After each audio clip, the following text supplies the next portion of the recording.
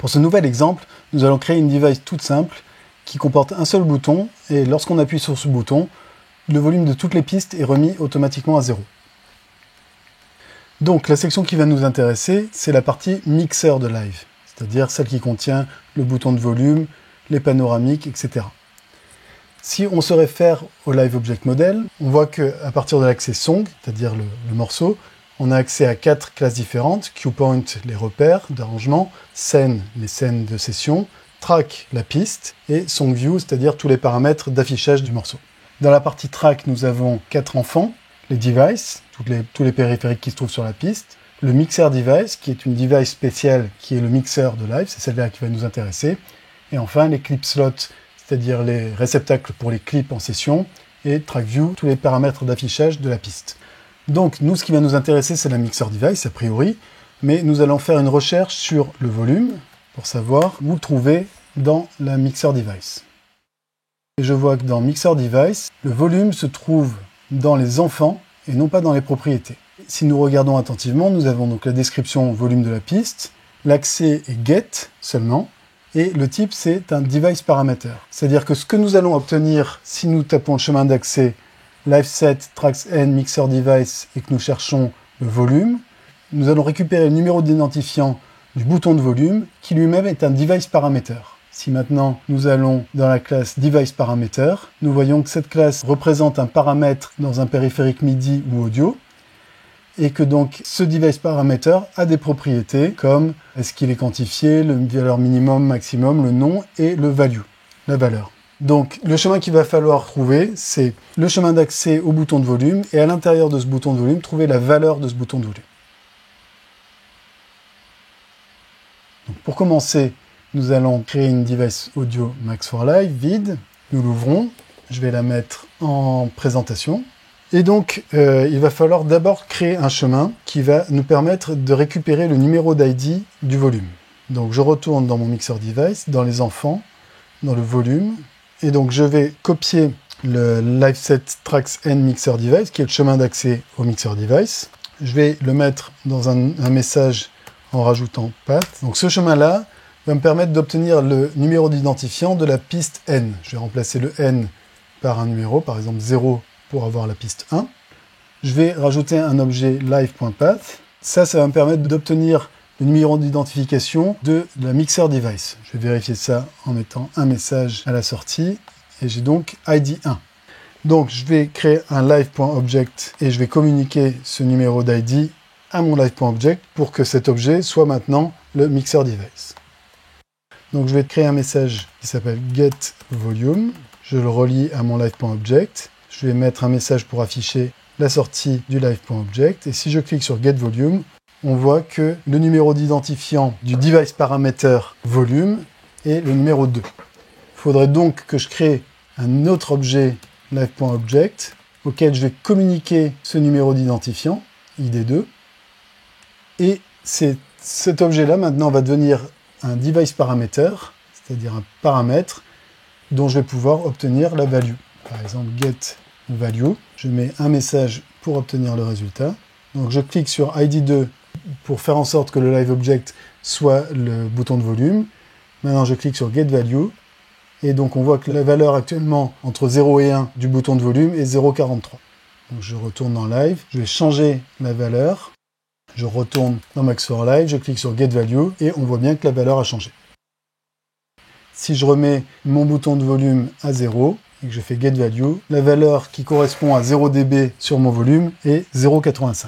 Donc c'est un peu fastidieux de faire ça. C'est dû au fait que le bouton de volume n'est pas une propriété et un enfant de la mixer device. Il y a un moyen un petit peu plus rapide d'obtenir le même résultat, c'est de rajouter directement le nom de l'enfant à la fin du chemin. Donc si je rajoute volume ici et que je clique dessus, vous voyez que d'un coup, le live.poise me donne ID2, ce qui est l'ID du paramètre volume. Donc avec simplement ce message, je peux me passer de toute cette boîte-là. Et donc ici, au lieu de dire getVolume, il va falloir que je dise getValue.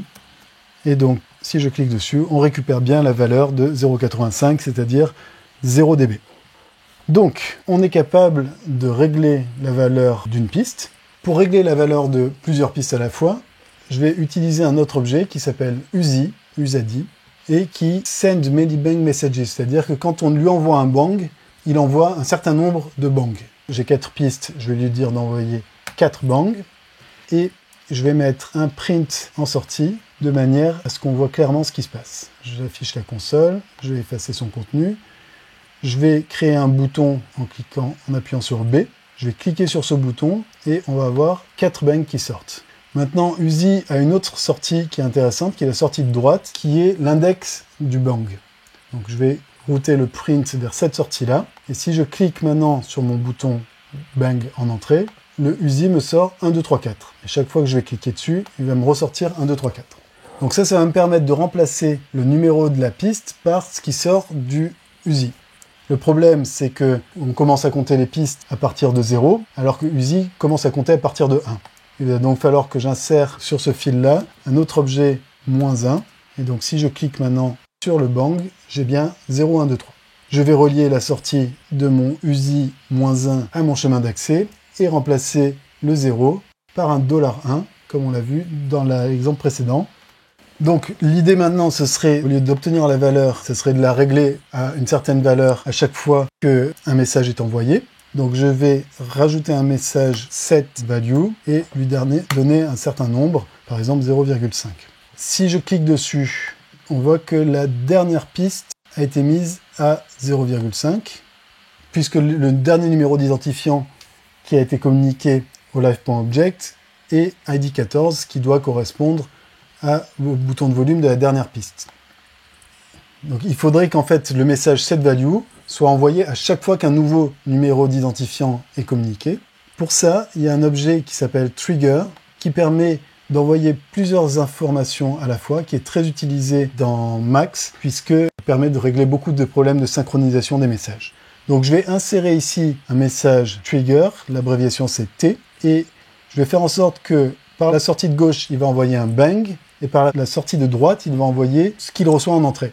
Ça va être, en l'occurrence, le numéro d'ID qui sort de LivePass. Donc, si je résume, mon Uzi va me sortir les 4 numéros des pistes. Ces numéros de pistes vont être envoyés dans mon chemin pour accéder au volume.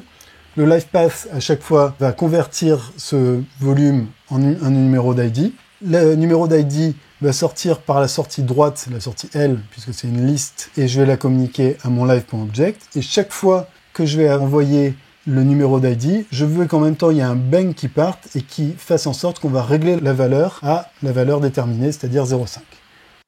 Pour que ce soit plus clair, je vais mettre tous les volumes à 0. Je retourne dans Max for Live. On a vu tout à l'heure que pour avoir 0 décibels, il fallait que la valeur soit 0,85. Donc je vais changer mon 0,5 par 0,85. Je vais cliquer sur mon bouton bang en haut. Si je retourne dans Live, on a bien tous nos boutons qui se sont remis à 0. Donc, mission accomplie. Enfin, pas tout à fait, parce que le problème, c'est que là, pour le moment, on s'adresse à 4 pistes, mais si, quand on change le nombre de pistes et qu'on change leur volume, on va avoir seulement les 4 premières pistes qui vont revenir à 0, et les 2 suivantes, leur volume ne bouge pas. Il faudrait donc être capable d'observer en temps réel le nombre de pistes qu'il y a dans Live. On va retourner dans notre Live Object Model, et on va chercher Tracks. Donc, dans Song, dans les enfants, on a quelque chose qui s'appelle Tracks, liste de tracks qu'on peut get, c'est-à-dire obtenir, ou observer.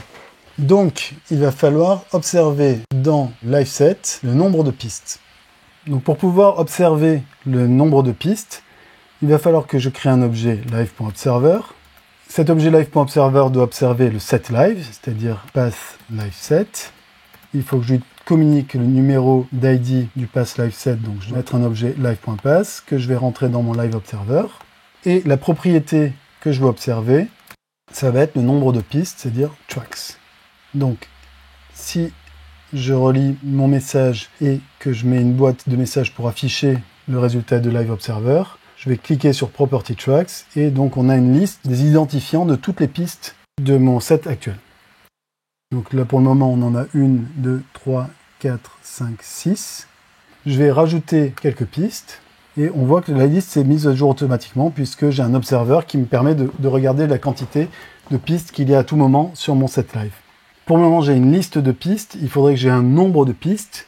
Pour convertir cette liste en nombre, je vais utiliser un objet ZLLength qui me donne la longueur d'une liste. je vais prendre la sortie du Live Observer, je la rentre dans mon ZLLength, et je vais regarder quelle valeur est affichée quand je clique sur Property Tracks. J'ai 18. 18, c'est dû au fait que ma liste contient à la fois le mot ID et le numéro de la piste. Pour avoir le nombre de pistes, il faut que je divise ce chiffre par 2. Je vais rajouter un objet divisé par 2. Et si je clique sur Property Tracks, j'ai 9 qui est le nombre de pistes. Je vais en supprimer quelques-unes pour vérifier. 1, 2, 3. J'ai donc plus que 6 pistes. Si je retourne maintenant dans Max4Live, je constate que j'ai bien 6 pistes qui ont été affichées. Donc en sortie de cet objet divisé par 2, j'ai bien le numéro de ma piste. Et il va falloir que je communique ce chiffre à l'entrée en haut à droite de mon USI qui dit « How many bangs to shoot ?» c'est-à-dire combien de bangs sortir. Je vais un petit peu réorganiser mes fenêtres.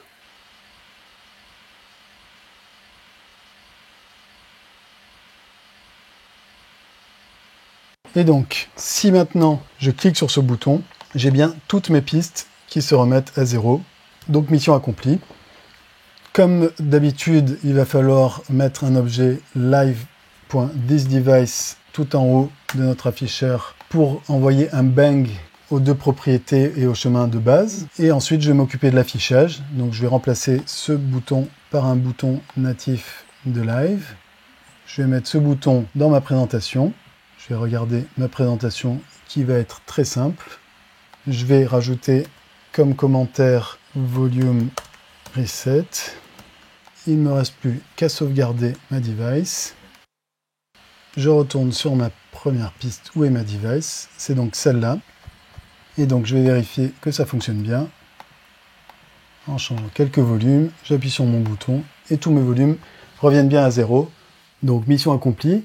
Cette device nous aura permis de voir les notions d'enfant, de paramètres, ainsi que de pouvoir adresser plusieurs paramètres avec le même objet en changeant une valeur dans le chemin.